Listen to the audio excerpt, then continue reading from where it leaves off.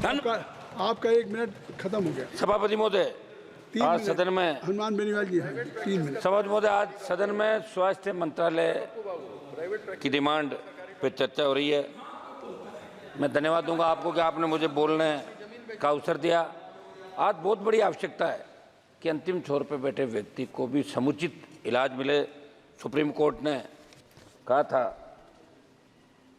कि सरकारी अस्पतालों और निजी अस्पतालों में इलाज की दरों में समानता को लेकर गहरी चिंता व्यक्त करके सुप्रीम कोर्ट ने 14 वर्ष पुराने क्लिनिकल स्थापना नियम को सही से लागू नहीं करने के मामले में आपकी सरकार को फटकार भी लगाई थी। मेरी आपसे मांग है कि महानगरों, शहरों में, कस्बों में इलाज के लिए एक मानक दर तय करना है तो आप आवश्यक कदम उठाएं। सुप्रीम कोर्ट ने भी ये कहा है कि स्वास्थ्य नागरिकों का मौलिक अधिकार और केंद्र सरकार इस आधार पर अपनी जिम्मेदारी से नहीं बच सकती। सौदी मोदी, एक रिपोर्ट के अनुसार देश में गरीब परिवारों का जीवन काल 20% समृद्ध परिवारों के मुकाबले 7 साल छोटा होता है, उनकी आयु 7 साल छोटी होती है। सभापति महोदय, दुर्लभ बीमारियों और महंगे इलाज, इस सदन के अंदर बहुत सी चर्चा हुई। स्वास्थ्य को लेकर भी पक्ष विपक्ष सब लोगों ने अपनी पीड़ा व्यक्त की। हर व्यक्ति चाहता है कि हमारा हिंदुस्तान सुरक्षित हो, स्वस्थ हो। और आजकल जो हार्ट अटैक और ब्रेन स्ट्रोक से जो मौतें हो रही है लगातार, छोटी आयु की 18 साल, 25 साल, 35 साल, 40 साल, चिंता का विषय कि आखिर ये मौतें क्यों हो रही है, इसको लेकर भी लोग चिंतित है। दुर्लभ बीमारी और महंगे इलाज, मैं बताना चाहता हूं कि मस्कुलर एट्रोफी डिस्ट्रोफी जैसी कई दुर्लभ बीमारियां जिनके इलाज के लिए दवाएं लाखों से लेकर 16 करोड़ रुपए तक आती, इस बात को विगत दिनों आपने मेरे सवाल का जवाब स्वीकार किया था। मंत्री जी, आपने दुर्लभ बीमारियों के इलाज राजस्थान के जोधपुर स्थित एम्स अस्पताल को रेयर डिजीज का सेंटर ऑफ एक्सीलेंस बना रखा है।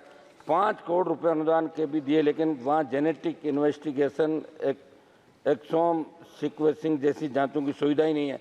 ऐसे में केवल काउंसलिंग और परामर्श के सारे दुर्लभ बीमारियों का इलाज संभव नहीं है। मेरी मांग है कि श्रेणी के दुर्लभ बीमारियों के इलाज तो सरकार दवाइयों का उत्पादन भारत में ही करने की दिशा में, तो गरीब मरीजों को मुफ्त दवाएं उपलब्ध करवाने की दिशा में ठोस कार्य करें।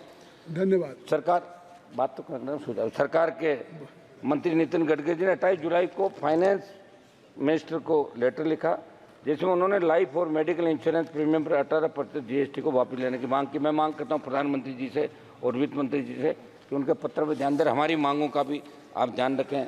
मंत्री जी, प्रधानमंत्री आयुष्मान योजना के अंतर्गत 5 लाख तक का इलाज मुफ्त है और हमारी राज्य सरकारें 25 लाख रुपए मुख्यमंत्री आयुष्मान के अंदर करते हैं। मैं मांग करता हूं कि इसका भी आप 25 लाख रुपए बढ़ा के करें। निजी अस्पतालों में बहुत लूट मचा रही, इस पर लगाम लगाओ। और कई निजी, 1 मिनट में समाप्त करूँगा सर, निजी अस्पताल आयुष्मान कार्ड के डाटा लेकर मिलीभगत से फर्जीवाड़ा कर पैसे हो रहे, इसकी जाँच कराए। मंत्री जी, आप जवाब दे तो जरूर बताएं कि एक रिपोर्ट के अनुसार भारत में 5,23,000 लोगों की मौत हुई और WHO के अनुसार भारत में 47 लाख लोगों की मौत हुई। आपकी सरकार ने विश्व स्वास्थ्य संगठन के आंकड़ों पर ऐतराज भी जताया। आखिर सच्चाई क्या है, ये सदन के अंदर रखनी चाहिए। बहुत बहुत धन्यवाद। 1 मिनट साहब, सुझाव दे रहा हूँ मैं सब। 1 मिनट, हम लास्ट तक कोरम पूरा करने वाले मेंबर हैं साहब। लास्ट रात को 1-1 बजे तक बैठे। तो आपको रोज अवसर मिल रहा है, आप तो घंटी बजा के रोज आपको अवसर दे रहे हैं। जो थोड़ा बहुत याद करके आते हैं वो भी भूल जाते हैं हम लोग, है ना। मंत्री जी, सदन में 17वीं लोकसभा में एक जो कोरोना से मौतें हुई, उसमें हमने मुआवजे की मांग उठाई थी। 8/4/2022 को तत्कालीन स्वास्थ्य मंत्री जी ने जवाब भेजकर बताया कि माननीय सुप्रीम कोर्ट के निर्देश के बाद भारत सरकार ने राष्ट्रीय आपदा प्रबंधन प्राधिकरण के माध्यम से कोरोना में दिवंगत हुए लोगों के परिजनों को आर्थिक सहायता देने के निर्देश जारी किए। आप जब भी जवाब दें तो ये बताएं कि कितने परिवारों को ये सहायता नहीं मिली। राजस्थान में किडनी ट्रांसप्लांट के फर्जीवाड़े, 1 मिनट में समाप्त करूंगा साहब। प्लीज 1 मिनट आप दें, आप बैठे तो कम से कम 1 मिनट का समय दें साहब। राजस्थान में किडनी ट्रांसप्लांट के फर्जीवाड़े की गूंज देश के अंदर रही। आपकी सरकार वहाँ जांच करा रही है। मैं चाहता हूँ कि अंग प्रत्यार्पण के मामले की सीबीआई जांच का पूरा नेटवर्क खत्म हो। साहब मेरे इलाके, श्री चंद्रशेखर जी, अब मेरे इलाके साहब 1 मिनट साहब, 1 लाइन, हाँ 1 लाइन, 1 मिनट साहब। मेरे इलाके का 1 मिनट बोल रहा हूँ मैं।